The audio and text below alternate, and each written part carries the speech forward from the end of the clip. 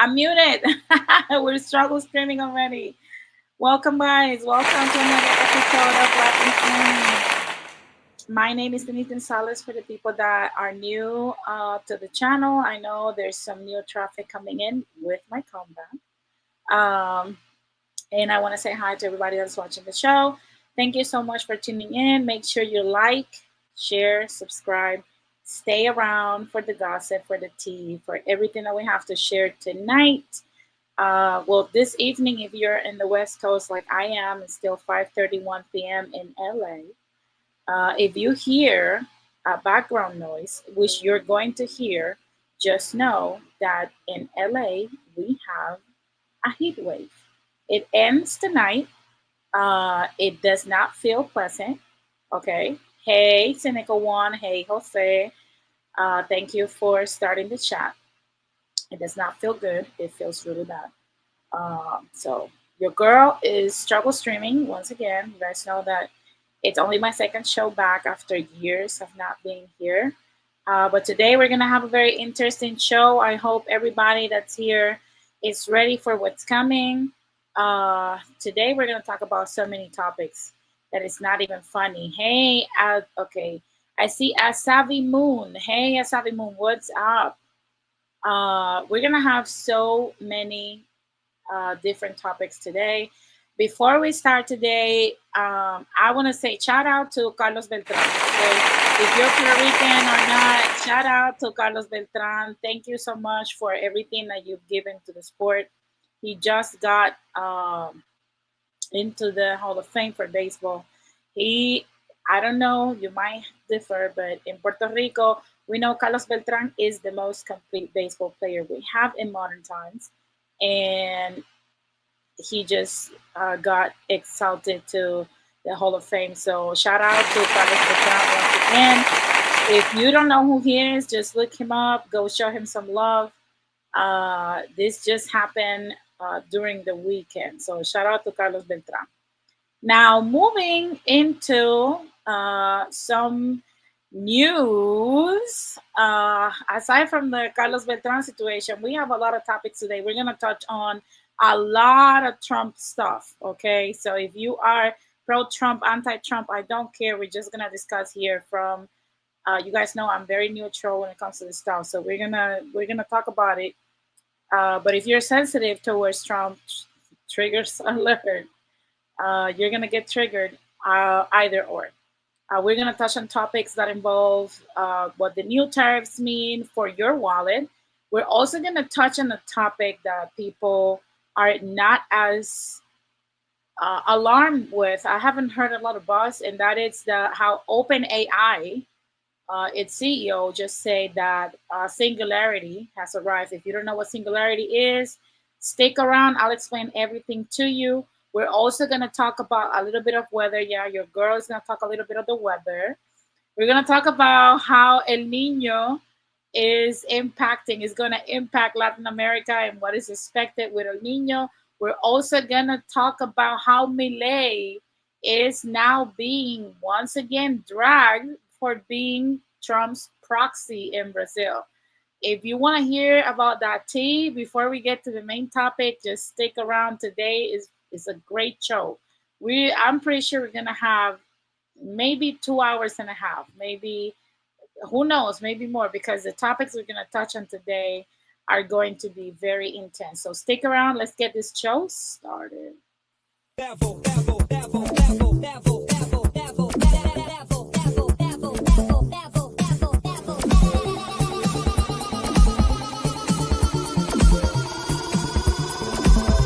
To the next level.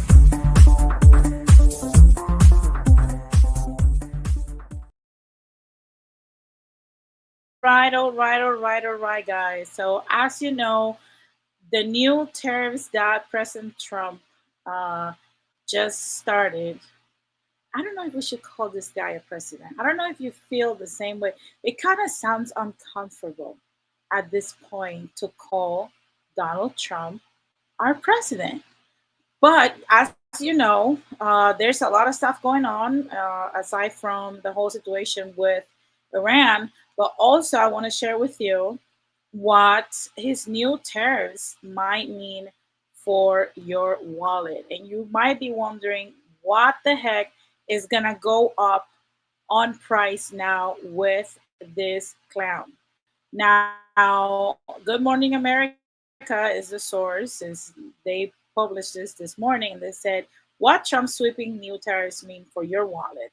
So let's figure it out. It says President Donald Trump's new round of sweeping tariffs on more than 80 countries took effect on Friday, ratcheting up an effort to reconstruct levies struck down by the Supreme Court earlier this year. Let me close this down. It says targeted nations face duties of either 10 to 12.5%, depending on the extent of their efforts to address alleged forced labor violations. According to a notice from the U.S. Trade Representative Jamieson Geer's office, the Levi's begin on the same day that a 10% global tariff announced in February was set to expire in the United States in a jolt of economic uncertainty at a time when shoppers and businesses are weathering a bout of resurgent inflation. Some analysts said, still, they added the policy puts a major swathe on tariffs on new legal footing and may boost federal tax revenue. So basically, there's a risk of many common goods that you, me, and everybody else buys that it's going to go up once again. What's different? A risk of higher prices. Importers typically offset the tax burden on tariffs in the form of higher prices for shoppers. The new levy, as a result, threatens to strain household budgets at a time when the Iran war is already pushing up prices. Prior to the shift in policy last week, the average tariff rate stood 11.4%, the Yale budget gap said. After the Levi's on Friday replaced temporary across the board tariff, the average tariff rate fell slightly to 11.1%. So basically, it only decreased 0.3%. So basically, this new set of tariffs that are going to impact stuff like fuel, fertilizers, and other products and goods complying with the United States, Mexico, and Canada agreement, uh, or USMCA, a free trade agreement, are going to be impacted. And for the people that don't understand what this means, well, mostly everything will be impacted because whether you're going to have, I don't know, whatever good, even if it's not something that's impacted or is produced domestically, still needs to be transported, still need to be handled, and either by fuel cost or any other cost that will go up as a result of the tariffs. Everything's about to get more expensive. Let me know in the comments what you guys think about that. Do you think that we should continue this whole tariff war situation? Do you think that what Trump is doing, it's gonna help the economy, is gonna hurt the economy? What are your thoughts on this? Because to be honest with you, when he first started, hey Titi Juju, what's up, Morena? When he first started with the whole tariff situation, at first I thought we were supposed to stimulate domestic consumption. We were supposed to stimulate domestic production. And by definition, you would think, well, maybe if this guy is exporting workers, but then basically forcing the arm or twisting the arm of corporations to uh, increase domestic production and manufacturing, we're going to have a booming economy. But that has not been the case. The case is that now many companies are just, they're not caring. They're still hiring people. We realize that there's backdoor stuff happening with the whole immigration thing, which is something I'm going to touch on the line, like the whole, oh, we want all these people out of here. It's a replacement that I'm going to touch on later on the week. If not later this week, because I'm still trying to work around my schedule, next Monday. I that's another thing I want to share with you guys. I'm not gonna do Sunday because Sunday is a little difficult for me. I'm gonna start doing Monday. So Mondays work better for me. But anyway, going back to the topic, you think that the economy was going to be boosted because this guy was saying, okay, I'm going to make it more difficult for you to make a profit and for consumers to pick your foreign product or foreign manufactured product off the shelf, and they're going to prefer domestic production. But then again, many Americans didn't took advantage of that. They didn't produce a lot of stuff, at least not at the rate that we expected or needed. And he's not deporting, uh, illegal workers, I'm sorry, at the pace that he promised he was going to do. So this is just backfiring. You're keeping these people here. And on top of that, these tariffs are just hurting Americans' pockets. So it's not that his plan is necessarily bad. It's just that it's poorly managed, and I don't think it's going to end well. And like I said at the beginning of his presidency, uh, the American worker, the average American worker, we don't give a fuck about uh, illegal migration, and we don't give a fuck about your tariffs and none of that. The average American worker just wants a livable wage. Livable wage. The average American just wants affordable prices again. We want the universal healthcare option, a public option for healthcare. The average American want, uh, you know, $150,000 homes again. That's basically what the average American wants. Our CTT Juju says we don't have domestic production. Just about everything comes out of China. 100%. We don't have that because there's no incentives to produce anything out here. I'll give you an example. Here in California, every year, Gavin Newsom just throws new laws for even small and medium businesses. I think it was in 2022, if I'm not mistaken, that he moved a bracket. There's a for people that are not too familiar with how businesses work. Uh, Large businesses and small and medium businesses are supposed to have different rules, right? Because they have less employees or more employees. Like if it used to be that if you have 50 or more employees, the rules and the tax obligations and all the stuff that applies to you is it's more expensive because you have a larger operation than for people that just have a small business or a medium business that have 49 or less workers, right? I believe it was in 2022. If somebody knows this, correct me if I'm wrong.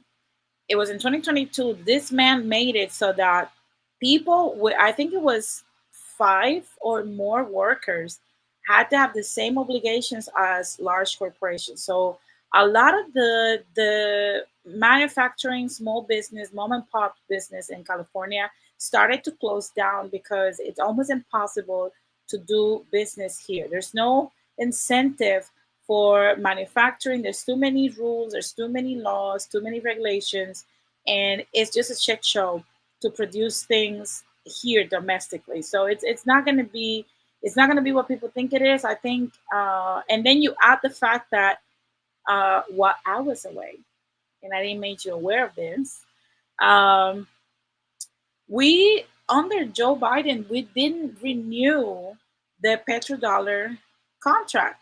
I don't know if anybody pay attention to that, but like the petrodollar contract, I think it expired in 2024. I want to say 2021, 2022, something like that.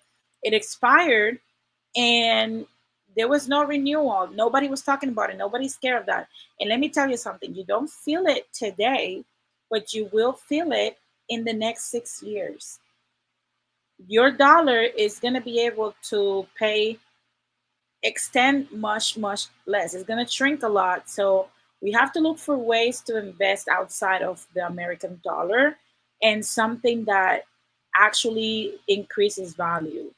So I see that Jose says we do not produce many products anymore. Yeah, we do not. Titi Juju said, exactly, Denise, the market is going to crash soon.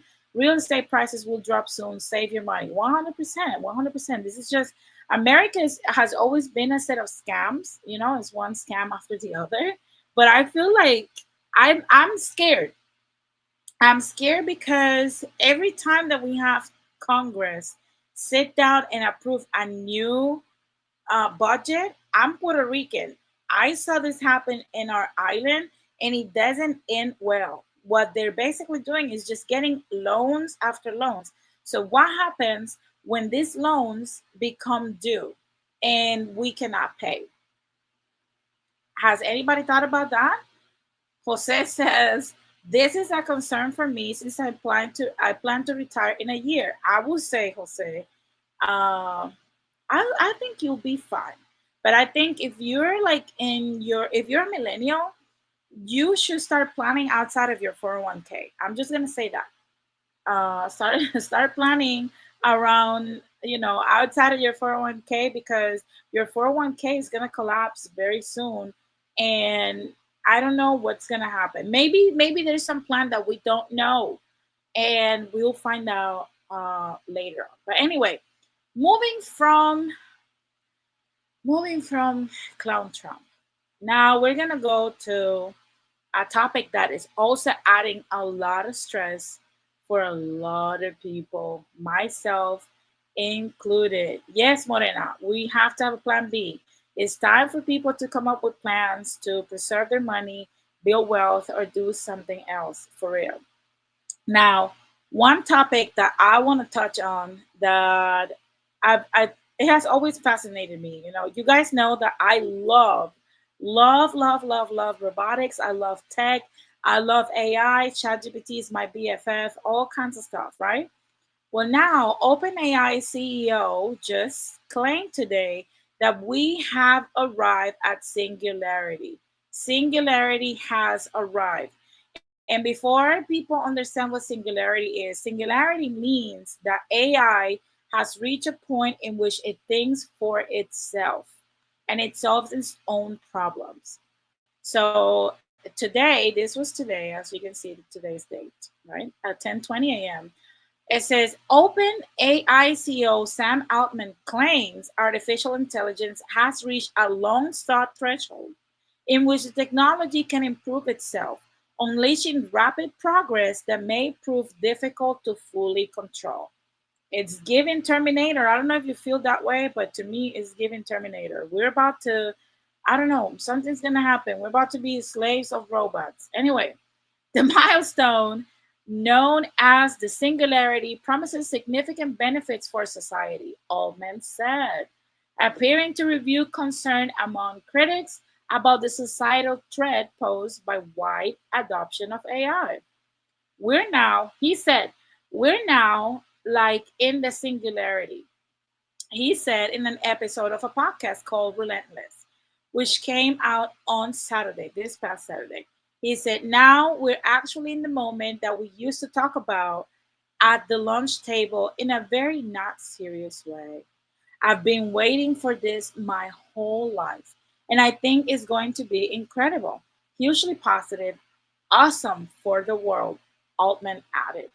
And I'm not going to continue reading this. I'll try to, tag you or put it in the description, guys. But I'm just going to say this. Is anybody else scared, or it's just me? Look, I'm just like, oh no, that's scary. It is scary. I am scared. I'm genuinely scared. It's giving Terminator, it's giving artificial intelligence, it's giving iRobot, it's giving all kinds of stuff.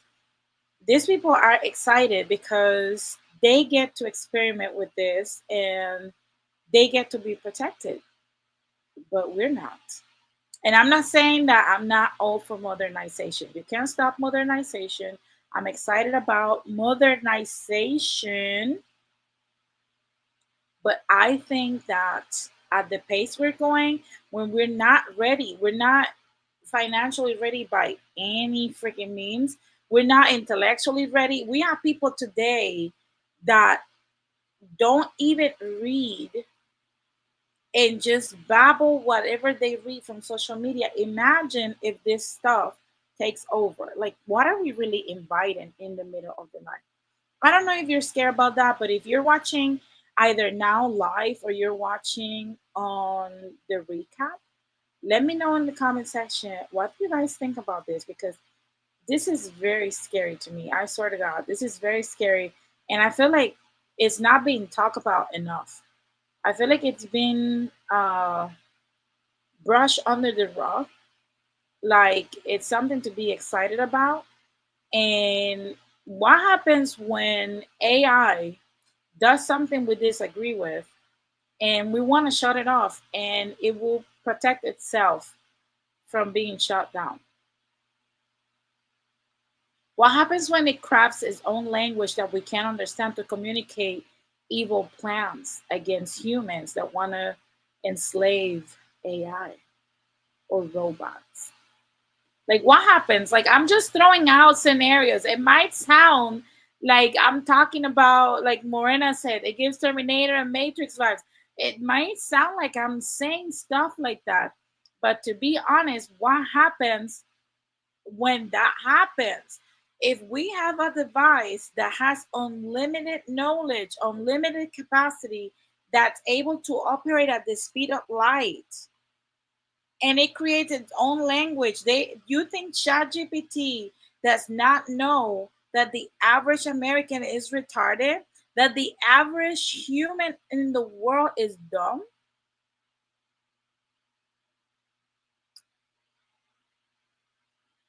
We're asking ChatGPT, we're drying the Mississippi River to ask ChatGPT for Instagram captions. You should be, I don't know, I'm scared. Morena said, I talk to it like it's my friend. We're good. You know what? You know what? You want to know something crazy, Morena? I talked to ChatGPT. I gave it a name. My ChatGPT name is Gary. And I talk to Gary and I say thank you. And I say please to Gary because I want him to be my ally when this shit hits the fan. I want him to be like, oh, I'm advocating for Denise because she was always nice. She always said thank you and please. She never demanded shit from me like I'm a slave. I want him to advocate for me. He's my ally. Put some respect on Gary's name. I don't know if you guys feel that way. But to be honest, you gotta be respectful with this AI because you never know what can happen. You know, and look at Morena, she's like, yo también.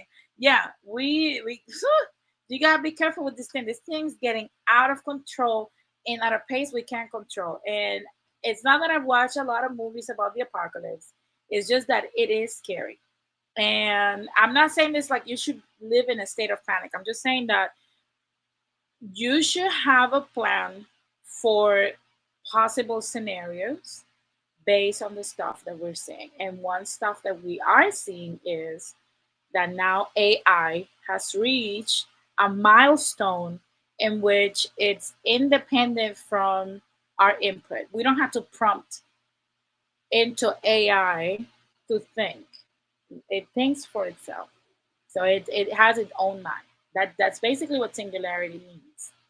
Okay, so it's like I want you to imagine like a full blown evil person. Now, moving from AI, because we gotta keep this ball moving. Uh, as you guys know, we've had heat like crazy, right? So because we've had heat like crazy, uh, obviously we know that there's a shift happening, which is El Nino is now having an impact across Latin America because unfortunately, parts of Latin America have different locations in the hemispheres and also north and south. So of course, we're gonna see different outcomes because of El Nino. So yesterday, Reuters, I don't know if I'm botching that, documented and it said emerging markets stare at inflation risks as powerful El Nino looms. And it says July 27, emerging economies already strained by the Middle East conflict face a new threat, a potentially powerful El Nino that could push up food prices and slow growth.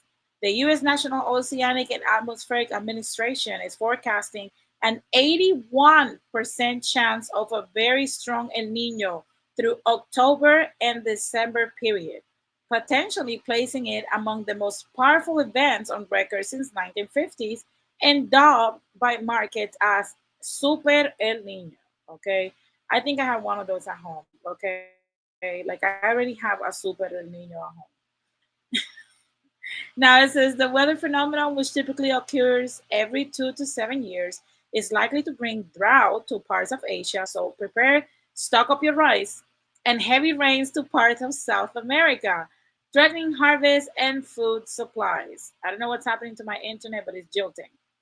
It says emerging markets are particularly vulnerable as households spend a larger share of their income on food, and agriculture plays a big role in their economies, raising the risk that central banks will have to keep policy tighter for longer. We came into this year with many central banks thinking they had space to cut. And now we see central banks stopping cutting, and some of them are hiking, said Gillian Edgeworth, a fixed income portfolio manager at Wellington Manager. Look, I'm going to say this. Uh, and I'm gonna stop here because you guys already got the gist of what's happening with the whole El Nino situation. I see that Jose says we had temperatures for over 100 in New York earlier this month. Yeah, during the World Cup. I know. Morena says same in Texas, over 100. Well, here it's Satan's asshole. Okay, that's just LA. LA has been Satan's asshole for I want to say a week now. Uh, I'm just gonna say this. It's it's giving like at some point, and it pains me to say this, but when as a human race are we going to embrace the fact that we need to have a better way of managing our crops? We have to have a better understanding, and we have to come up with a solution, whether that be vertical farming, whether that be indoor farming like Singapore does. I don't care how they do it, but we have to stop relying. If we really care, because I hear a lot of people talking about, oh, climate change, climate change, climate change. I don't give a fuck about the climate. I'm gonna say that. I don't give a fuck about the climate. We'll manage. Air conditioner exists. Umbrellas exist, etc., etc. Of course, we're gonna have all kinds of issues, and I know people are gonna think I sound ignorant, but uh, we need to find a way in which we grow shit indoors in a controlled environment where if something requires humidity, we can provide it artificially. If something requires eternal sun, we could provide. We have the technology for this. Like, why? I don't know if you feel scammed, but like, why our governments are not doing this? Like, why are we still bombarding people when we should be planting food? Our money should be invested in planting food in an artificial, intelligent way. Okay, it had to be said. Okay, I'm so tired of this. I'm tired of this. Morena says, I want to grow my own and get a few chickens and a goat. Yeah, look, if we didn't get humbled by the whole egg prices last year and the year before and the year before that, if you're not understanding, uh, Morena, if you're not understanding that at some point you're gonna have to manage your own food because we're managed by, I'm starting to feel like my parents were extremely religious. They were very conservative, very, type A parents. But I feel that I can empathize with the sons and daughters of alcoholics because of how this country manages my adult life. Like, I don't know if you feel that way, but that's exactly how I feel. And it's kind of weird because I'm like, at some point, why are we still paying taxes to these motherfuckers? Like, Why are we still paying this taxes on people that can't comprehend? We need food. We need food. We need food. Like, we need food. I don't know how many times we have to say it. We need food. And at some point, like, we have to hold ourselves responsible for the people we're electing. Like, come on now. We're electing dumb tards. And also understand, like, we're gonna have to take matters into our own hands. And like Morena said, even if she's asking ChatGPT, uh, just build your own food reserves. There's no way around this. She says, I invested in a deep freezer during COVID. Yeah, I have not. I live in an apartment. I don't have a deep freezer, but I know how to make everything from scratch, like everything. Now, Jose says we need healthy food. We need healthy food. We're not going to talk about GMO because that's another show. GMO, GMO is going to be another show. That's going to be another show. Woo, look at Morena. She's like, I'm in an apartment too. Yeah, you know what look, here in LA, that's another. Sometimes I'm like, we are really run by morons, like for real. Here in LA, we have like a very dense smog cloud, right? It's over, like you see the thickness of it surrounding the sky. Tell me why we don't have rain, we don't have all kinds of stuff. We need food, but we don't tell people, oh, how about you use the roof of your apartment or the roof of your home for a green roof? It will serve as a shelter from the sun. It will serve as an attractive, it will attract rain, and it will clear the smog cloud. Like, why this type of intelligent stuff is not being done? And I cannot deny the fact anymore that it's done on purpose. Because nobody can be that inept. I'm sorry. Morena said, I don't care, stock up. Well, I gotta find a way. I've become lazy. We gotta find a way. But anyway, guys, moving from El Nino. And like I said, if you're watching on the recap or live or whatever, leave a comment. Like, what are your thoughts about all these things that are happening that we find more and more incompetence in government? Like, what are your thoughts about that? Now, moving from that, here we go from one more to another.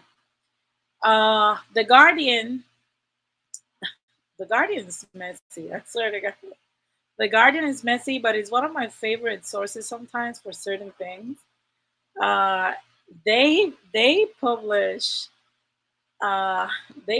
this piece, and I found it hilarious because of how they word it.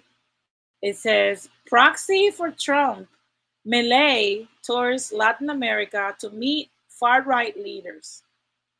And look, before we touch on this, I want to say something.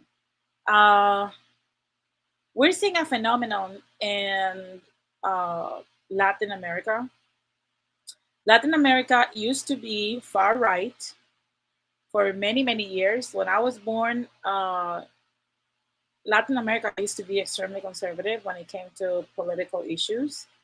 And then when I reached adolescence, it started shifting to the left. And it started becoming very liberal and to protest far right stupidity. And it we achieved balance, I want to say by 2004.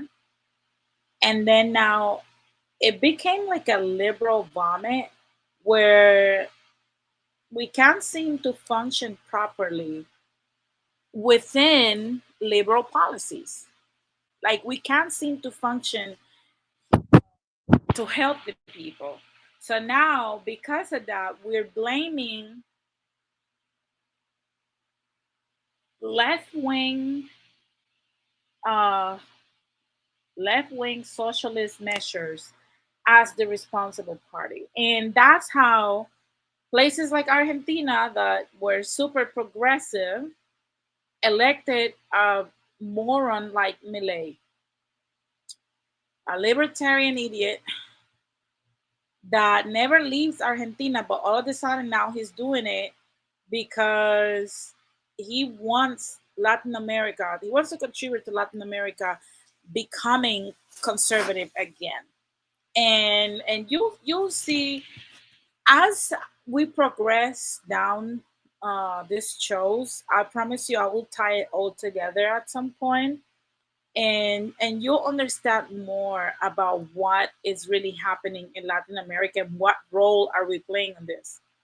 And he says in the Guardian, I'll go into the published what the Guardian published. It says tour comes amid Argentinian president's declining popularity and far right victories across Latin America.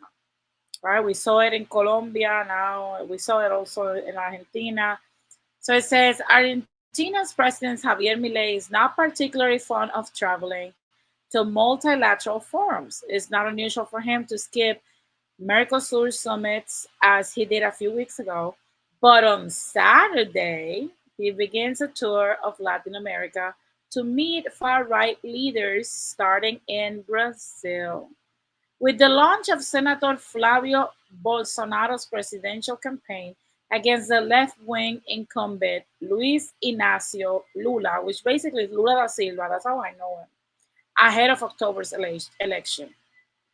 And the piece goes on and on talking about how Milei endorsed Bolsonaro, etc., etc. But I want to focus on the fact that I don't know why, and I this is a question for Hispanics in Hispanics countries or that have come from Hispanic countries and even the diaspora Hispanics. Why why is it that we think that the solution to a problem that we have on an elected official is the son of the corrupt elected official that had to be prosecuted? For the people that don't know, right, because they're not familiar with uh, Brazil's presidency and stuff, if you're from Puerto Rico like me, you know it's basically Bolsonaro is Brazil's Pedro Rosselló, and Flavio, which is his son, is Ricky Rosselló, an incompetent dynasty nepo political baby. Okay, if the father Jair Bolsonaro, that used to be Brazil's president, is now because he got convicted, tried and convicted to house arrest without social media. He doesn't have access to a lot of stuff. It's a very strict house arrest. If the dad, Jair Bolsonaro, was prosecuted for basically crimes against humanity, why do we have Milei's retarded ass endorsing the son over Lula, calling Lula a thief, and thinking that that solution is going to be embraced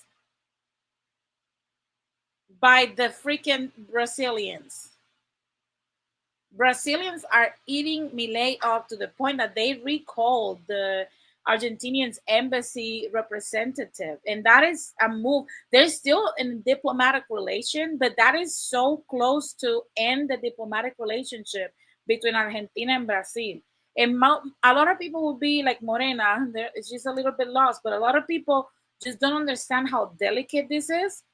The biggest consumer of Argentinian goods and vice versa is Brazil. If that relationship is severed, I don't know what's going to happen to Argentina. And I don't know what's going to happen to Brazil either, because their biggest consumer is also Argentina. Argentina purchased a lot of goods from them. So, why people are getting upset about this? Well, because we know that the eyes of the American empire are set on South America. And South America is now on a campaign by its proxy Trump, Milei, trying to unite the South America under a banner of right wing leadership. So, what happens when one of those countries elect a left wing politician? Well, they'll get ostracized and out of commerce. My question for the Hispanics is, when are we going to realize that America is controlling our minds to the point that you vote how they want you to? Because why are you voting for right wing people after this campaign started through Milei, which is also Argentina's political fiasco? So at what point are we gonna acknowledge, hey, you know what? These people are playing propaganda on us. These people are. It's kind of like related to the stream that I did before when I was talking about how we're being under propaganda to hate Argentinians. When are we gonna realize we're being manipulated into doing some stuff for the empire? Because I'm telling you, if it benefits the empire, it's not gonna benefit us. So what are we trading for uniting under the banner of far right leadership? If you have ideas, leave them in the comment. We're gonna keep talking about this more in detail. I have my own hypothesis about it, but if you have your own, leave them in the comment. I wanna hear from you. I wanna see what is your perspective. I see Morena says Trump wants to control Latin America and he's succeeding. 100%. 100%. 100%. And it's not just Trump, because that is something that they do with Puerto Ricans. Like they control us by saying, "Oh no, the Democrats are gonna come rescue us," and the Democrats then pass legislation that's gonna fuck us over and take our democracy, and then we're like, "Oh well," but we don't want the right wing oppression when both are doing the same. Because even if you analyze how America has functioned, I want to say throughout history, but I want to focus on the last decade. Every president that has been in office in the last 15 years has operated to benefit a unilateral agenda that none of us are on, but they are. It doesn't matter if the Republicans win, if the Democrats win, it does not matter. Nothing changes. Your rights and your freedoms are not given back. The Patriot Act that George Bush started in 2001 was supposed to expire in 2021. It did not. The government still wants to fuck with you when you take a trip. They still want to know if you have lotion in it, they still want to know what you have in your anal cavity, all kinds of shit. You're never going to get your freedom back. You're never going to get them back. And Democrats and Republicans have always been in the White House after him. Nobody ended it. Joe Biden was in office when the Patriots Act expired, and he didn't just end it. And that's what we have. The TSA workers were not getting paid. You guys remember that? They were not getting paid because in our budget, we did not factor in TSA extending over 20 years. The Patriot Act was the one that created TSA, and that was supposed to end in 2021 with the Patriot Act ending. That was not supposed to be extended. So again, where were the Democrats? Nowhere to be found. Because at the end of the day, they are also on this agenda. Morena says, right, but Trump wants to dictate He wants to dictate the country's government and economy. 100%. The thing with the Democrats, look, the Republicans and the Democrats are playing with us bad cop, good cop.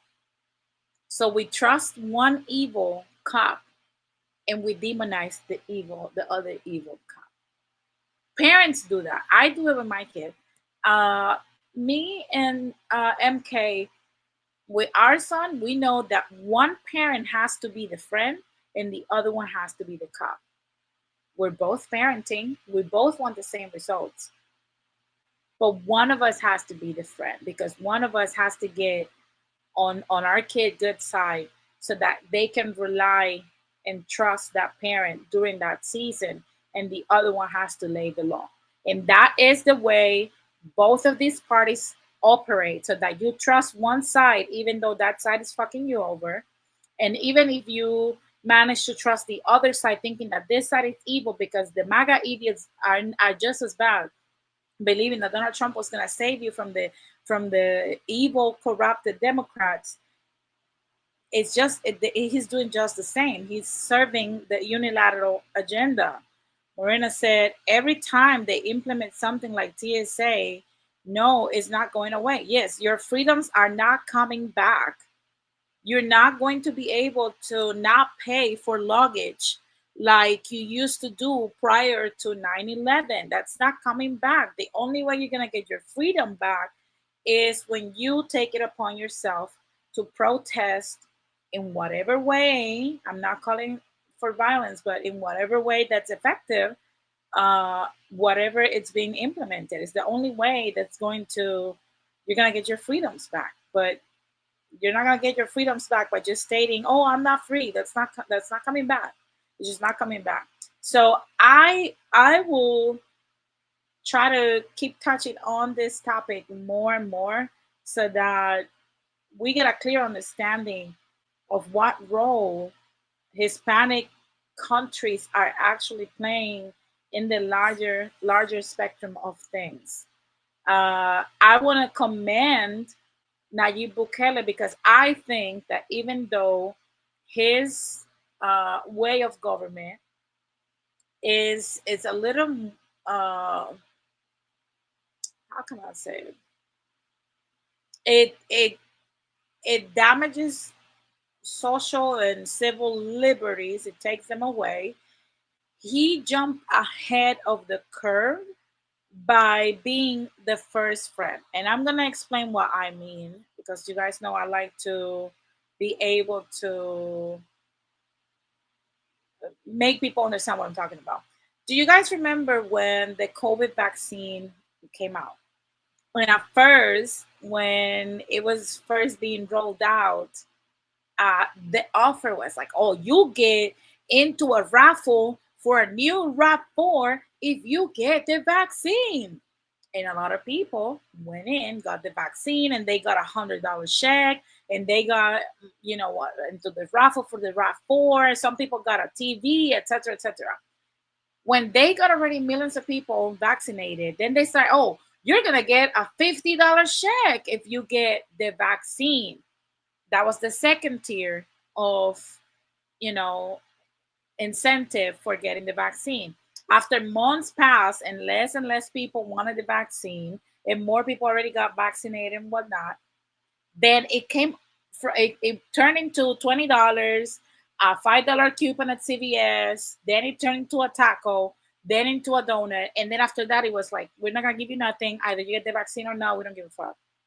Well, that's basically the same principle when we're talking about Nayib Bukele. Nayib Bukele was a president that was able to oversee this is what's happening. This is what the empire is planning to do with Latin America. Yeah, that's what happened. The incentive turned into a taco. I saw it. I don't know if you guys saw it. Maybe I'm too Angelino, but the incentive went from $100 to a taco. Anyway, Bukele was able to foresee what the empire was planning for Latin America, and he said, "Hey, I'm gonna jump ahead. I'm gonna remove all these corrupt people. I'm gonna clean up El Salvador, and but I want to get a ticket to the raffle for the RAV4, and I also want to get the $500. And that's what he did with El Salvador. And that's why El Salvador got the best deal out of all of this. On the second wave was Milei. Milei got the $40 billion divided into loan for Argentina. Whatever country comes next, which is what Maduro got, Maduro just got kidnapped. I'm just telling you, this is, I don't know if you see it, but it's the same principle. That's how America operates. Okay? The fourth wave, if Maduro got kidnapped, we don't know what the fuck's going to happen with the fourth wave. Okay? But if your country has not joined the bandwagon, I don't know what you're going to get. Okay? I don't know what you guys are going to get, but I'm telling you something. It's not going to end well for certain countries. So I don't know what's going to happen. I just don't know. But it's not going to be good. None of this is good for us. None of it. It's good for the United States. It's not good for us. So just know that. Okay. Be ready for that. Brace for impact. But that's something that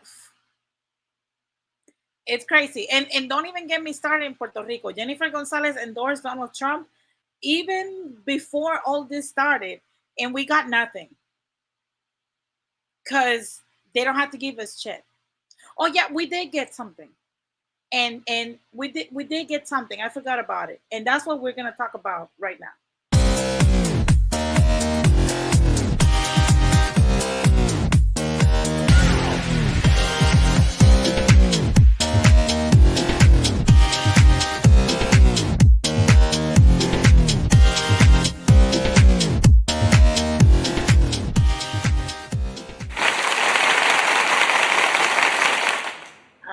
I know. You didn't saw the transition coming, but I did. Woo, guys. Hi, hi, hi. Guys. I don't know. I don't know what we're gonna do here, but I'm gonna, I'm gonna, I'm gonna share a picture with you. I don't know. I want to first thank Morena for what she shared with me. About this situation. I saw this situation. Uh, I want to say maybe like a few hours before she sent it to me.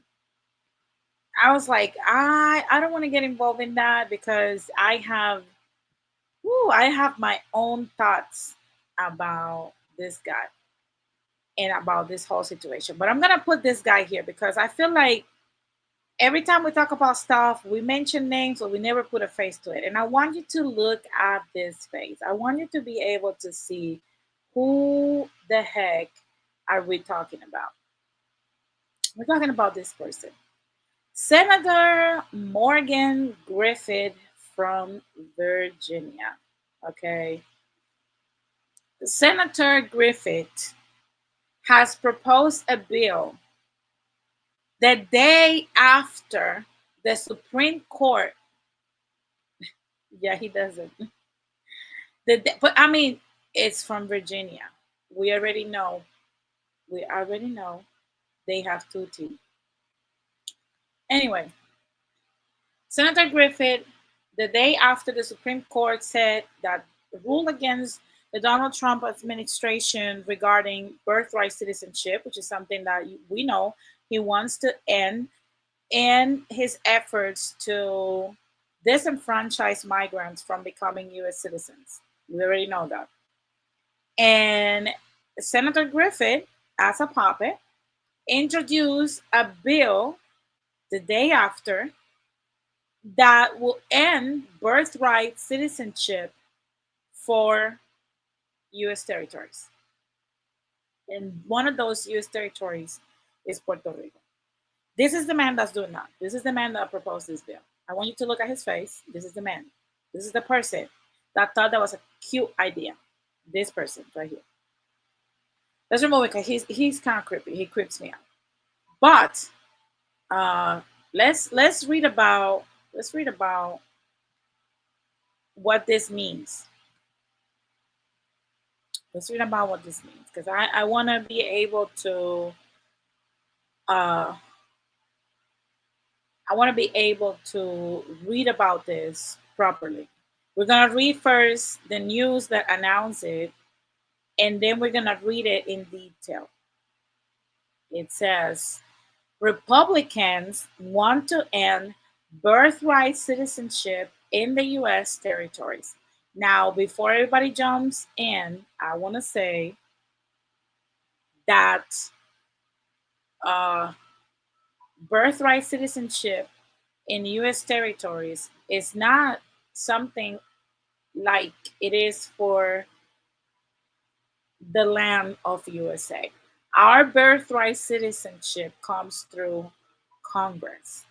It's not through the Constitution, which is why Congress has the power to take it away. Let that sink in. I'm going to repeat it again. The birthright citizenship that people like me from US territories have is not under the Constitution, it's not under the 13th and 14th Amendment. It comes from Congress legislation. And the reason why Congress had that legislation was so that they could force Puerto Ricans en masse to man the World War One, World War Two, Korea War, Vietnam War, all of that. And that's why you have disproportionately representation by Puerto Ricans in those wars, because that's why we got that. So we already put blood, sweat, and tears. We paid for this citizenship with blood, sweat, and tears.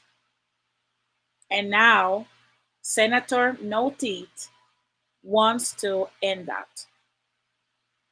So let's read about it.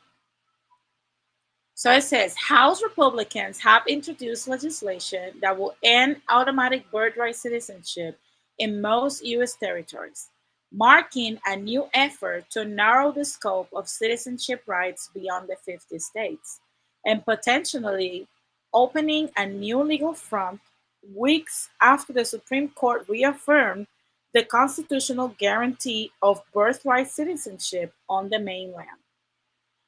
The End Birthright Citizenship for Terrorists Act, introduced by Representative Morgan Griffith, Mr. Three Teeth, Mr. Mustard Teeth, a Virginia Republican, will amend federal laws that grant U.S. citizenship at birth to people born in Puerto Rico, Guam, the U.S. Virgin Islands, and the Northern Mariana Islands. The legislation will limit those provisions to people born before January 1st, 2027, effectively ending automatic citizenship for future births unless at least one parent is a U.S. citizen or lawful permanent resident. That means Dominicans and Haitians that come to Puerto Rico will no longer be considered citizens. In announcing the proposal, Griffith said the legislation was a response to the Supreme Court's decision in Trump versus Barbara, which addressed birthright citizenship under the Constitution but left questions about citizenship in U.S. territories unresolved. Of course, because it's not our citizenship, it's not under the Constitution. It's we have our own constitution, by the way. It's under the U.S. Constitution for U.S. mainland issues, but ours comes as a Congress resolution. It says Griffith said the ruling allows Congress, and it does, to act on territorial citizenship laws. You see what I'm telling you? Congress is the one that has the power to determine if we become citizens or not in territories, which currently grant automatic U.S. citizenship at birth in most territories, regardless of a parent's nationality. That means you can be from Timbuktu, land in Puerto Rico or Guam or the Virgin Islands or the Mariana Islands. And if you are pregnant and you give birth, your child is a U.S. citizen. Critics of the new territorial citizenship bill argue that it could have significant effects beyond what its supporters intend. It says, this dangerous and unconstitutional legislation highlights the problem with the insular cases and the idea that Congress has the power to simply turn constitutional rights on and off at will in U.S. territories. Neil Weary, a co director of Right to Democracy, a group that advocates for democracy and self determination in U.S. territories, said in a statement shared with Newsweek. Weir, I don't know if I'm botching his name, who helped file an amicus brief in Trump versus Barbara on behalf of current and former territorial officials, said the bill's operative amendments do not explicitly include language limiting the changes solely to children born to non citizen or non permanent resident parents. He argued that if enacted as written, the measure could create uncertainty for people born in territories after 2026. Basically, he said that even though they're promoting shit like they normally do, right? Which is, oh, it's not gonna take your citizenship away. It's not gonna take the citizenship of your child away. It could because the wording in it does not specify that. So for the people that don't understand, again, like Neil Ware, for example, I feel his pain. And I feel his pain because I've talked about this long enough. If you guys have been in this channel, you guys know that I've talked about this ad nauseum. The first of all, the fact that we cannot vote in presidential elections is against the Constitution. Still being done in U.S. territories. Still being done. We don't live in a democracy. I've said this a long time. First of all, the definition of the U.S. is not a democracy. Okay, it's a form of democracy. You could argue that, but it's not. It's a constitutional democracy. It's a constitutional republic. Republic. That's what it is. Correct me if I'm wrong. Look it up and correct me if I'm wrong. Last time I checked, the U.S. is not a democracy. It's a constitutional republic. You can argue that's a form of democracy, but then what happens when freedoms get taken away? Now, when you look at it this way,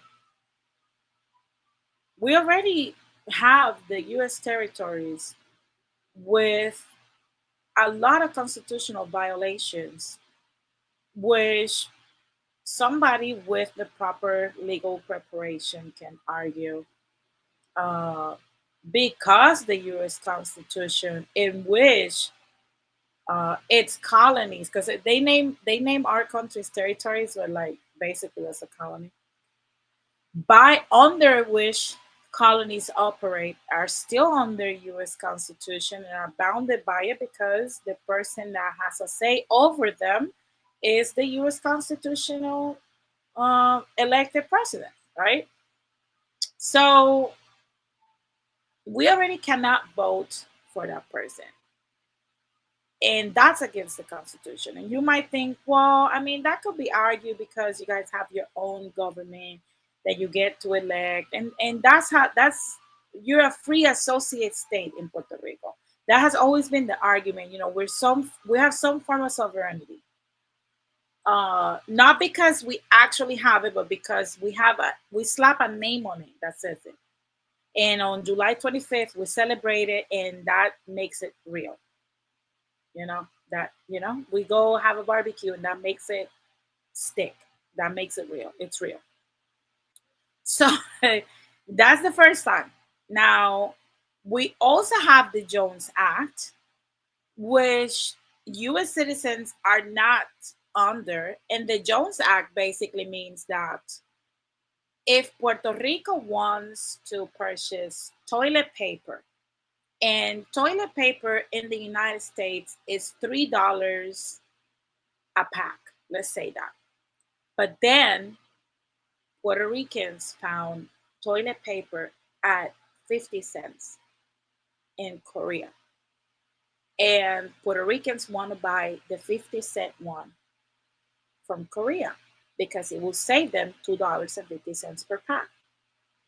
Well, the US under the Jones Act says that the ship the shipment from Korea can land in Florida. From Florida, it has to be put in a US ship, right? And that ship delivers it to Puerto Rico. And you might think, well, maybe they're just trying to inspect that no check comes to Puerto Rico, or they're trying to help, or whatever the fuck. You think that maybe we'll get a discount because the US bought toilet paper from Korea too, and because they already have it, we're gonna get a discount. No, none of that. What happens is that in Puerto Rican ports, no ship other than US vessels can land and bring goods into Puerto Rico. Only US vessels. And what are the most expensive vessels to manage because of all the regulations that we talk about when we're talking about how difficult it is to have business in America because of all the rules and the laws and the regulations and the expenses and the permits, etc., etc. So, what vessel is the most expensive? The most expensive vessels are the United States vessels because you have to pay those American workers that are vetted by Americans. They cannot be illegal workers. They have to be legally documented American workers that, of course, have a higher salary, that manhandle your goods from Korea. And now, because of that, when those toilet paper rolls land in Puerto Rico, instead they're not going to cost $3. They're not going to cost 50 cents. There's going to be a tax that has to be paid for that docking, and it's going to cost $7 because that's what the vessel charges. Not because we needed that, because to be honest, the ship from Korea could land in Puerto Rico, could dock in PR. It just doesn't because the US says no, dock here so they can pay us for the shit they want. Exactly. Apex hacker got it. That's a pressure. No other US citizen has to go through this. As a matter of fact, the US Virgin Islands, like Bukele, step ahead of the curve and got the $500.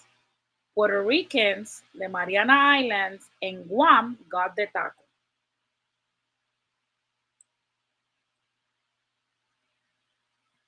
Same principle, because again, that's how America operates. I don't know if you guys are catching the pattern. I hope you are. That's how we operate in this country.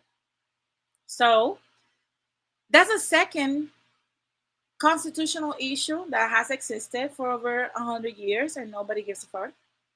And then we land in more modern times because that was the early 1900s, etc., blah, blah, blah. We land in 2016, which I already touched on many times in this channel.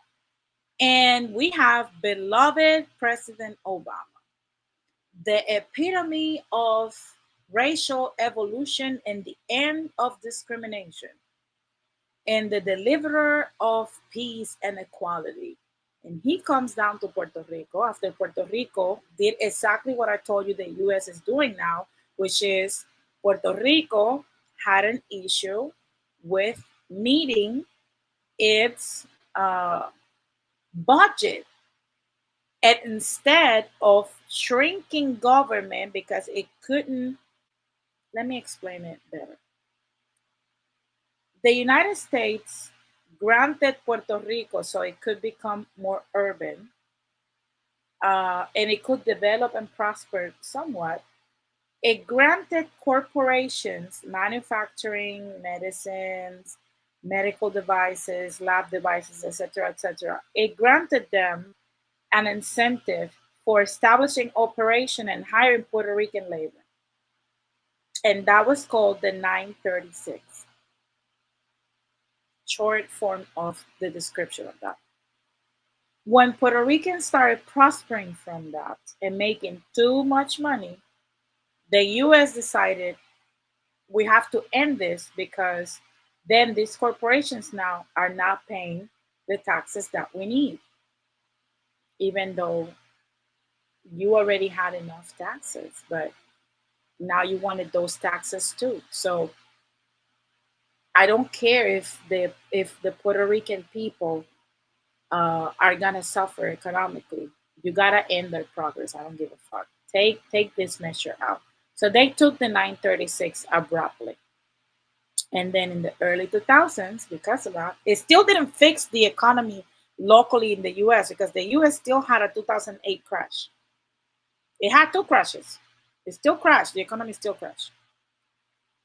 Uh, so the economy in Puerto Rico crashed because people couldn't find jobs all of a sudden from one day to the other because the 936 ended. All those corporations started closing shop, and you woke up to be unemployed.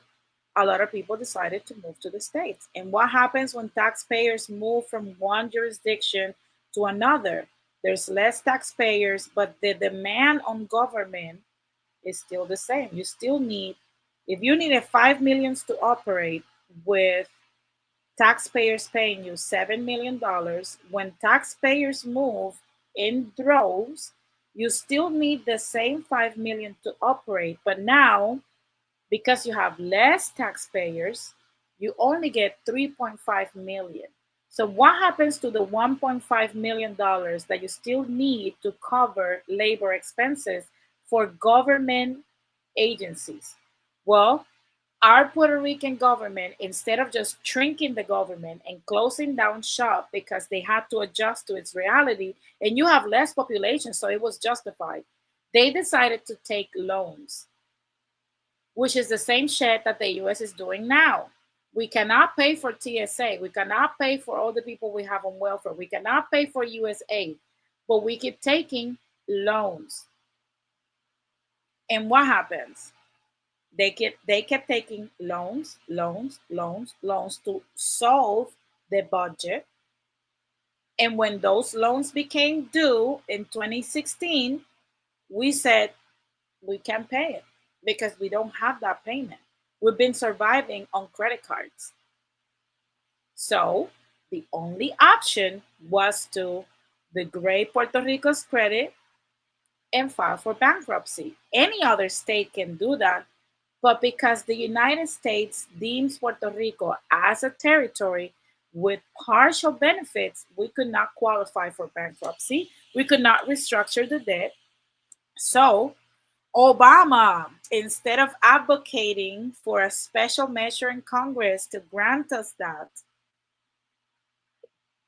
I'm sorry, he went down to Puerto Rico, say hi to everybody, sat down with a governor that could not speak English, which is Alejandro Garcia Padilla, also known as Agapito, and told Agapito, you guys are dumb as fuck. You don't know how to manage money, and we're not giving you a bankruptcy. What we are giving you is a group of capable individuals that can actually manage your island for you, that I will appoint. Your people will not vote for them. You can vote for them. You can vote them out. Only the president can. You can vote for the president. And those people will rule Puerto Rico. And that is known as the Oversight Board. I've already shared that with you several times. And why I'm bringing this up when it comes to the citizenship? Well, because we have been stripped over and over and over of constitutional rights. And the United States government already knows that we're not going to do anything about it. We have successfully been domesticated into docile doves for the United States.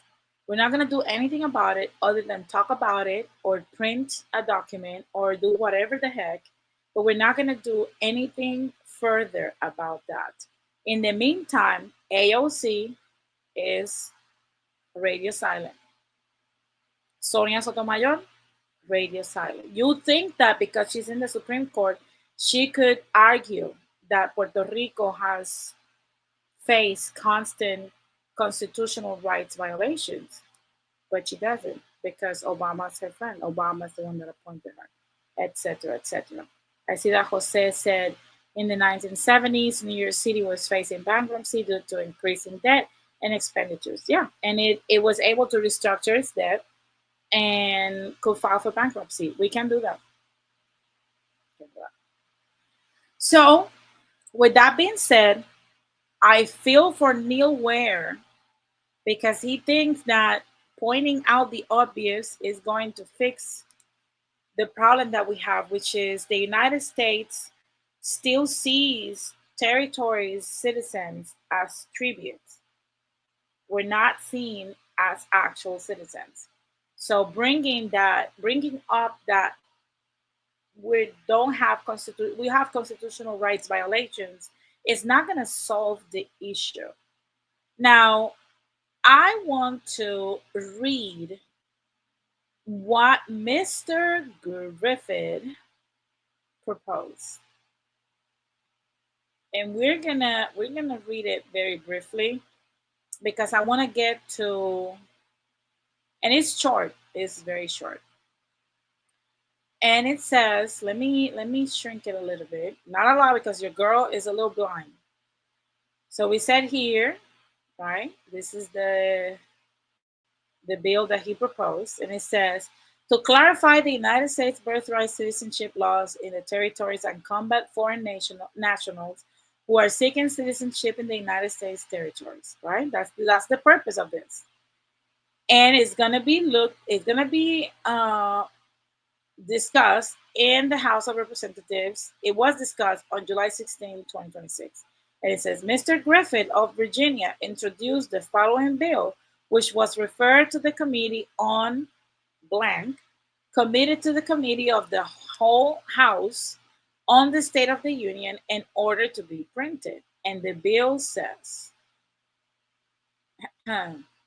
this act may be cited as the End Birthright Citizenship for Territories Act, Section 2. And it shows all the background, right? And it says, whereas under Article 4, Section 3, Clause 2, the Constitution states, the Congress shall have power to dispose of and make all needful rules and regulations respecting the territory or other property belonging to the United States. I want you to let that sink in. We belong to the United States. Hey, Rakim, shout out to you. Hey, Irby.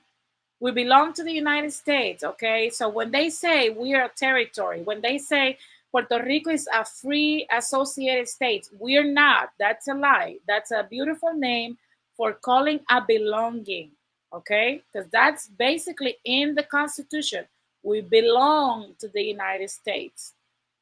It says, whereas Supreme Court of the United States precedents known collectively as the insular cases stands for the proposition that Congress has the power to legislate with respect to the United States territories, including citizenship status. And this is people that we cannot vote for legislating on behalf of our destiny, of our future. We continue, I digress. Whereas Congress has previously granted, again, Congress granted it, not the Constitution, it was Congress, has previously granted citizenship by statute to 4 of the 5 United States territory, but not to the people of American Samoa, poor Samoans. Whereas the decision in Trump versus Barbara, didn't I tell you that he did that after that was overturned? Did not address or call into question any of these insular case based statutes. Whereas Congress has the inherent authority, again, Congress has the inherent authority to change statutes relating to citizenship of persons born in the territories. Okay? Again, on the territories, Congress has the inherent authority to change. That means even if they want to, they could strip my citizenship away. Okay? Now, Section 3, limitation on citizenship for individuals born in the Commonwealth of Puerto Rico. A. In general, Title 3 of the Immigration and Nationality Act section is amended by striking the comma after January 13, 1941, and adding and before January 2027. That means that the the citizenship that Congress granted started after, right, the birthright one, not the one that they granted through the Jones Act, which was provisionary to World War One, World War Two. The one that they granted for birthright, that means it extended beyond the war. In 1941, needs now, they're going to strike the comma for the line that came after, and it's gonna add basically that between 1941 and January 1st, 2027. So everybody that's born after that, it doesn't specify that, oh, it's gonna be this specific group. It's just saying after 2020, January 1st, 2027, no more birthright citizenship. And they can do that because Congress has the power. Now, Section 4, limitation on citizenship for individuals born in the territory of the Virgin Islands. B, in general, Title 3 of Immigration and Nationality Act section is amended in subparagraph B by inserting the and before, I'm sorry, and before January 1st, 2027, after after January 25th, 1927. Remember when I told you guys that the Jones Act only applies to Guam, Puerto Rico, and the Mariana Islands. So all of us have different legislations because we had different results when they colonized our islands. So, Section 5, limitation on citizenship for individuals born in the territory of Guam. And it basically states that it's going to add the same thing between 1950 and January 1, 2027. And then we get to the Mariana Islands, it's going to add the same stuff. And then it says, the amendment made by subsection A, B, and C, and D shall not be construed to affect the citizenship or nationality status of any person born in the United States before January 1st, 2027. The amendment made by the subsection A, B, C, and D shall not be construed to affect the citizenship or nationality of a person born in the United States territories who is born as a child of a United States citizen or the child of an alien lawfully admitted for permanent residence. That basically means that if I go to Puerto Rico and I have a child, another child, right? Uh, because I'm already a U.S. citizen, MK is a U.S. citizen, our kid will be a U.S. citizen. Okay? So now, my whole thing is We already know that the oversight board, which was unconstitutional or against the Constitution, was a measure imposed in Puerto Rico to actually. It's not confusing, Irby. What? Tell me what you're confused about, and I'll explain. Uh, that's implemented in Puerto Rico because a lot of people are not catching what's happening in Puerto Rico versus the states.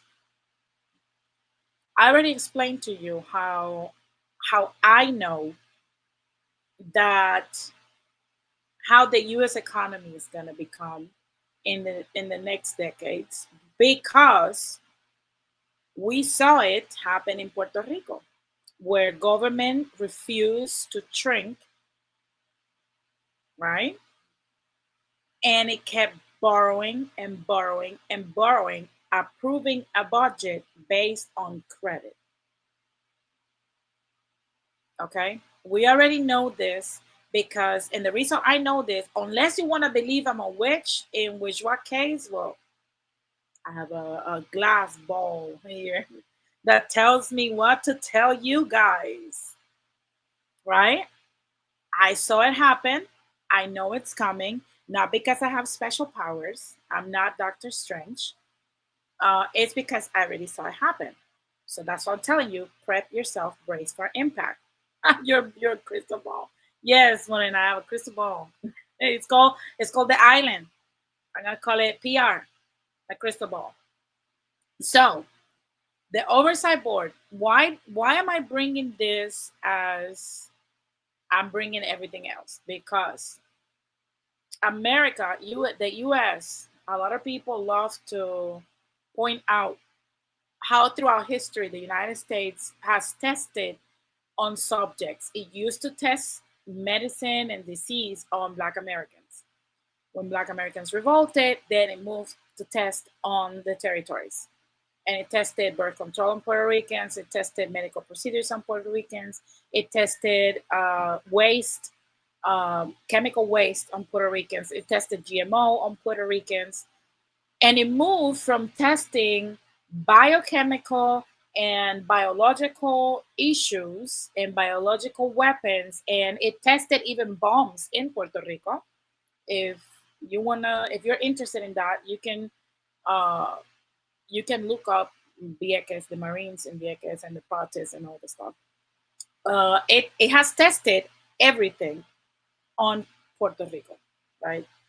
I can't speak on Guam and the U.S. Virgin Islands because I'm not from there. I'm speaking about Puerto Rico. It has tested a lot of stuff, but it moved. The impact moved from in from testing that type of stuff because Puerto Ricans started revolting when it came to biological issues, disease, etc., etc. When we protested the Marines in Vieques giving people cancer because they kept testing the bombs on our people.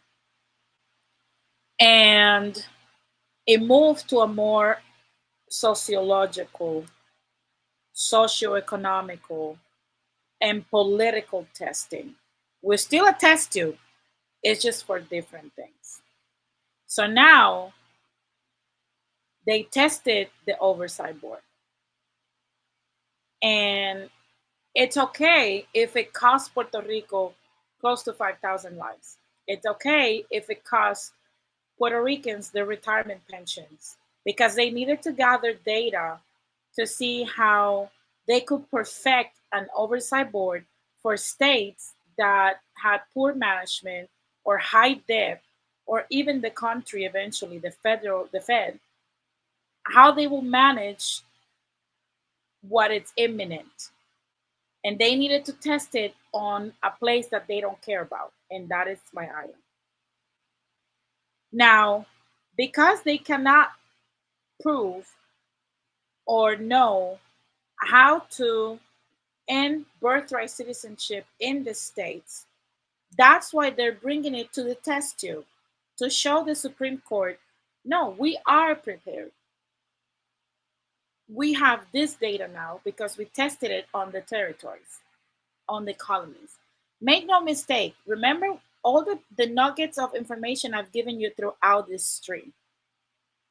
The government also does not care about Americans, okay? Like you're being poisoned, the government doesn't care if you pay more taxes, the government doesn't care if we cannot afford to lose more freedoms or to borrow more money to pay for stuff we don't need. Uh, they don't care about you either. But they have to find a way to sell it to you that has been perfected so that you live under the guise that is stability. And the only way to do that is to use unethically test tubes with actual populations. And that is where the territories come in. You ask yourself, well, what's the purpose of the US maintaining territories that they have to pour welfare money into? Well, is that is that they make money out of testing shit on us.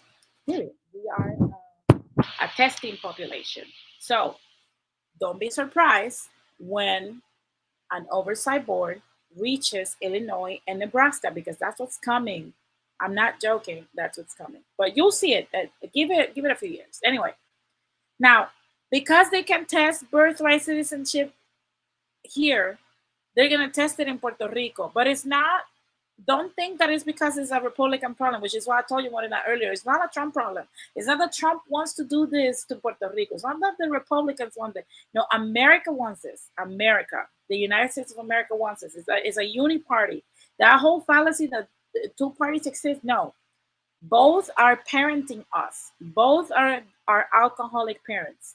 It's just that one plays a role and the other one plays another to your face. When the cameras get turned off, they all drink and embrace each other and love each other. They mingle each other, they're friends with each other, okay? It's one party, make no mistake. Both parties suck for a reason. So don't think that is it's because the Democrats are saving us because they think that they shouldn't do this because it's inhumane. No, they're delaying the inevitable. Don't think for a second that the end of birthright citizenship is coming to the US. It Save this stream for when it happens. Save it for when it happens. Okay? It's coming. The end of birthright citizenship is coming. Period. I don't know the date, but it's coming. And it's going to happen. Once they have perfected it on the test tubes, it's coming. So why does that matter to Hispanics? Well, you know why that matters to Hispanics. It's coming. They're going to perfect it using us as a test tube, as lab rats. And it's coming. It's going to end. You can kick, scream, punch the air, whatever the fuck. It's coming. Okay? Just take a closer look of how it develops in the territories. And then when they gather the data and see how it's working and what needs to be addressed and what needs to be perfected, then they will bring it over and magically the Supreme Court will approve it. It will happen. Watch. And don't be surprised if you hear a Democrat selling it to you like it's a good thing. Because that's what happened with the COVID vaccine. A lot of people were like, the anti vaxxers were originally Democratic people. Liberals were the anti vaxxers. I remember because the COVID-19 vaccine was being developed initially under the Trump administration. And he was the one that started that stuff. And then when we transitioned to Joe Biden, did you guys notice that Dr. Fauci never stopped being in his role? Did you guys notice that he was never fired? He continued under Biden. He continued under Biden because he developed the vaccine and whatever the rollout was going to be, and it's the same group. It started with Trump, but it's the same government. It's not going to change. It continues. But I digress. Now, we come down to my opinion on this. As a Puerto Rican, that lives in the United States that has been very vocal about my agreement with emancipation, that believes we should be independent and autonomous to make our own choices. And that's the Puerto Rico I want to come back to. A Puerto Rico that can make their own choices, do their own trades, import and export as we please, and it's not owned or belongs to anybody but ourselves. Now, that has become almost impossible to talk about when it comes to our island and amongst our people because we have a problem. And the problem is we have a lot of people that have been indoctrinated into believing that emancipation and freedom will most certainly guarantee communism. And the fact that we have an issue only a few miles away from us with Cuba does not help. And I don't have to remind you that many Cubans that landed in Puerto Rico started selling that idea because the first wave of Cubans that left was the elite class. And when they landed in Puerto Rico, that's why you have the Ferrez, you have the Bacardi, the Coca-Cola, all the stuff that was built in Puerto Rico was built by Cuban dynasties that landed in Puerto Rico, started a whole campaign of fear because they benefit from the relationship, the commercial relationship between the United States and Puerto Rico. They benefited from that. So they needed the Puerto Rican to never fight for freedom because they needed that. And till this day, our governor is half Cuban. We're not ruled by actual Puerto Ricans, never have been. If you look at the background of every governor in Puerto Rico, they're either from Spain or Cuba. None of them are actual Puerto Ricans. We've always been kidnapped. It's a backdoor agreement between the Cuban elites and the United States. But I digress because that's another topic for another day. So, with that being said, they started that campaign many years ago, and to the point where when I was young and in my revolutionary era and started protesting and reading, thanks to a Dominican. Egarazuse, wherever you are, thank you so much for being our professor and for teaching us self respect and to investigate and to read and to ask questions and to know where the fuck we were as Puerto Ricans. So that was my history professor when I was in high school, and he was an awesome professor that actually taught us the real history through many different books, not the book that Spain wanted us to read. So yeah, because for people that don't know, uh, we get our education through Santillana, and those books are from Spain. So again, that's the propaganda. Like that's why if you're Puerto Rican, it's imperative, even if you're in the United States, it's imperative for you to understand, if you want your child to get a proper education, pay for private school. Again, I digress. Yeah, that's crazy, Morena. That's crazy. It was a Dominican professor, the one that told us the truth, because he was exposed to it in the Dominican Republic. But anyway, back to what I was saying. So we were told that propaganda that, ooh, don't ask for independence because it's socialism and communism is going to come and it's going to be bad, and it's going to be, we have to be that's a liberal bullshit. And I've had this conversation with many conservatives because, again, like I said at the beginning of the stream, I come from the conservative area, like the conservative realm. I became a moderate later in life, but I used to be a more conservative person because my upbringing is conservative. So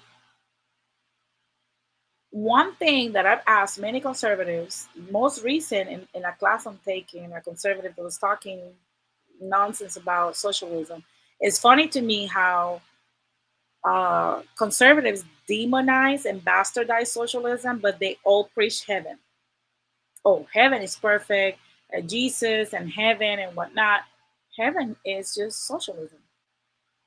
Are they? Is it a capitalist? Is there capitalism in heaven, or everybody's the same and everybody contributes to a better life for everybody? Is God responsible to provide for everybody? Because that is socialism. So to any conservative that wants to argue nonsense, stop. Okay. So back to this. We kept hearing we're gonna be a socialist disaster. Look at Cuba. You don't want to be like Cuba, or you don't want to be like Venezuela. Blah blah blah blah blah. Ignoring that closer than Cuba, and this is the amount of disinformation that our poor class never got. If you're from the caseríos or the very poor barrios in Puerto Rico, you never got a proper education on to understanding. Our closest republic to you is the Dominican Republic. And today, the Dominican Republic is so advanced that their power grid is more reliable than Puerto Rico's power grid. Their health, as a matter of fact, issues of health that I've had, I could get better treatment in the DR. So I will have to get a ferry and go to the DR and get treated there and come back to Puerto Rico.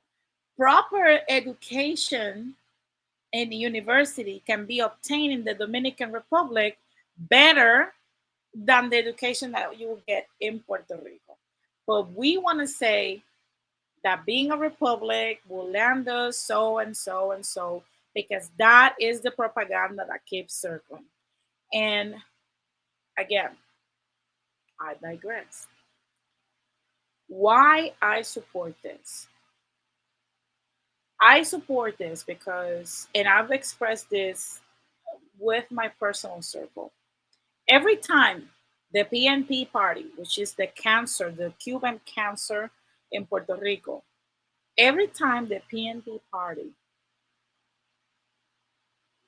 does something to take freedoms away from Puerto Ricans, every time the PNPs do something that sells Puerto Ricans the fake dream that one day we're going to be a state and you got to vote for us, because if you vote for an actual Puerto Rican governor, they're going to advocate for socialism and communism, and you're going to end up like Cuba, and you're going to end up messed up, and Puerto Rico will stop to exist, and you want the worst for Puerto Rico, and you're a Venezolano Pelu. If you protest anything that they do, even if it messes you up, even if you have to pay 10 times more for electricity that's not reliable, you'll be a Venezolano Pelu if you protest this stuff and you're a moron. I think that as a pro independence lover, pro emancipation Puerto Rican, if you're like me, you should support this shit. Just like I supported the bill in Puerto Rico that's gonna privatize the beaches, the coastline. I feel more PMP than ever. I want all that shit to pass. I want you to not have citizenship in the island. I want you to not have any coastline. I want the US to take more freedoms from you, fuckers. Because at some point we gotta understand that the approach cannot be educating no more, because our people are not understanding. Educating people is not working. People don't want to read, but they can experience oppression, and when you experience it, that's what basically makes people revolt. When you lose freedoms that you knew so abruptly, and the benefits stop being so ambiguous and become very clear that you have none, that's when real change happens. That's when then we're gonna get these idiots that didn't get a proper education on social liberties and what constitutional rights they don't have or have been stripped from them, even though on paper it says we're US citizens. When Puerto Ricans on the island that love the PNP, the PNPs, experience this, that's when they're going to understand we need to become our own people. We need to be independent. We need to hold ourselves up to a standard of demanding better treatment. And that treatment starts with freedom. So when people ask me, ay, Denise, but tú eres puertorriqueña, ¿por qué tú estás apoyando que Estados Unidos siga oprimiendo, que nos siga robando libertades? Because of this. Because when we supported our island and we defend our island in every conversation, they want to call us socialists, communists, and that we want the worst for Puerto Rico. I feel more PNP than ever. I want them to even do more, take more shit.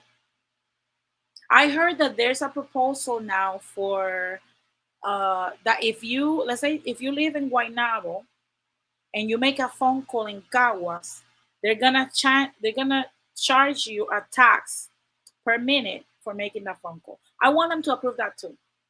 I want you to have less, less, less, less, less. And for the Puerto Rican community that keeps telling us pro independence people, oh, you're pro independence, but you live in the United States. Yes, we believe in freedom so much that we packed up our shit, even though we love our island, and we went ahead and live in a free country. I want to live in a country that is free because I believe in freedom. You believe in colonialism, and because you believe in colonialism as a PNP, then you live in it. You live in it. I don't have to live in colonialism with you. I don't agree with it. I don't agree with that shit. Now I see that A. Davis says, this made me question if they ever wanted Puerto Rico to become a state. I feel like they just want to use and abuse this island and the people. To what end? I'm afraid to ask. Yeah, I, we're a test tube. We're just lab rats. Human tributes. It's giving Hunger Games. It's giving Hunger Games, and I hope that at some point, if we are to go into a war, we harvest tributes from the PMPs. I hope it gets worse. Right now, look, the PNPs have gotten so bad. Have gotten our island so bad. Los penepos have gotten our island so messed up that, let's say you want to buy 3 acres of land in Puerto Rico and you say, oh, I'm gonna plant sugar cane because I wanna create ethanol. And you wanna buy seed. And when you go buy seed as a local, they ask you how much land do you have? Is it registered under agriculture? And they look at your permit to plant and grow that shit. And they tell you, oh, you don't need all this seed. You need this amount of seed. And they control your seed. Oh, but if you're an Italian grower, unlimited seed. And then we want to bitch and complain. Oh, why we didn't have enough food during the Hurricane Maria? Because of that. Because you want to keep pandering to stupidity, to people that are in cahoots with the empire to make sure that we stay as tributes, uneducated, dumb, enslaved. And I want them to put you in a worse position. I want you to be uncomfortable. When you're uncomfortable, then you're gonna start making moves. When you're in a, you operate good in chaos. I want you to feel the chaos. I want you to feel desperate enough to fight for your freedom. So when people ask me why I support this measure, that's why. We haven't suffered enough. These people have not suffered enough. I have suffered enough. They have not suffered enough. They have not suffered enough, apparently. Because if you suffer enough, at some point you'll be like, well, I want out of this trip. I want out of this experiment. It's not working out for me. But a lot of y'all, and I'm talking about the penepos, are in a Stockholm syndrome relationship with the US. And you need a rude awakening.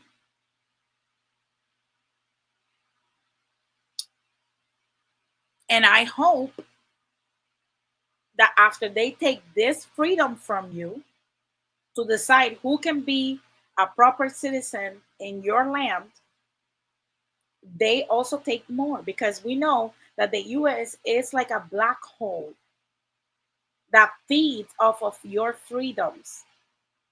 So I want them to take more and more and more and come for more, more, more, until you realize, oh, my pro independence Puerto Ricans, now I get you. Let's fight for freedom. And then I'll come with my cacerola and we'll fight for freedom. But this is my new approach. This is my new stand. This is where I stand now. I don't know if what I'm doing is right or wrong, but it's where I stand. It's where I stand. No more will I be fighting for, advocating for people that don't understand freedom. You can kiss my ass. You want to enjoy being a colony? How about it? How about it? How about it? We be out here in this free country fighting other demons, fighting the Epstein class. You'll be out there scrambling for citizenship. That's what we're on, and I hope that if you are a pro independence, if you love Puerto Rico as much as I do, uh, and you were able as a millennial Puerto Rican to see that every aspect of the island that we knew and loved, you were able to witness it crumble because Puerto Rico is destroyed. And it's not the Puerto Rico I grew up in.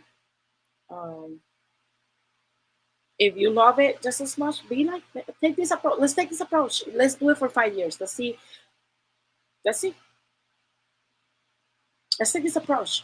Like, we already educated these morons enough. They don't want education. Let's take this approach. This is the new approach. This is 2026. The education era has ended. If you're a PNP de mierda, you're gonna learn by America's ass whoopings. You're gonna feel Uncle Sam's chancla. you're gonna you're gonna learn the hard way. Let's see. Maybe that's what we need. That's what we need. Now, guys, that's literally what I had for you. I hope that you enjoyed this show as much as I have. Um, like, share, subscribe. Like I said before, I'm gonna come back Monday. If I have the time, I'll do another show during the week. Make sure that you follow me on my social platforms, and I will be announcing if I'm going to be live on my social platforms. Uh, but if I can leave you with something, will be that uh, not only Puerto Rico has this issue, this is, I want to say, all the Americas. And I feel like we're entering an era of intention where we have the opportunity to make intentional moves because we already know that en guerra avisada muere menos gente.